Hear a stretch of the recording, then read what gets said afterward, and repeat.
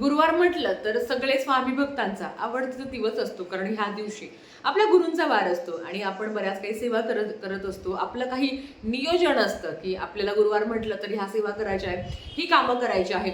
आपल्याला गुरुवारी महाराजांच्या सेवेबरोबर ही काही महत्त्वाची कामं करायची असतात आणि हे तुम्हाला जेवढे गुरुवार जमतील तेवढे गुरुवार जर तुम्ही केले तर नक्कीच तुम्हाला चांगला अनुभव बघायला मिळेल.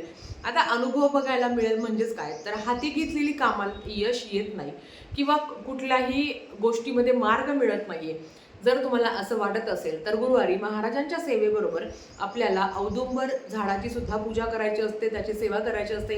गुरुचरित्र ग्रंथातील 2 पारायण आपल्याला म्हणजे 2 अध्याय तुम्हाला पठण करायचे असतात. ते एक प्रकारचं पारायण तुमच्याकडनं होतं, कारण हे 2 अध्याय म्हणजे गुरुमणी मानल्या गेला आहे. अजूनही काही महत्त्वाच्या गोष्टी आहेत, दानधर्म करायचे असतात. ते काय करायचं, कसं करायचं, या संदर्भातली सगळी माहिती ना खाली दिलेल्या त्रिकोणी बटनवर आहे.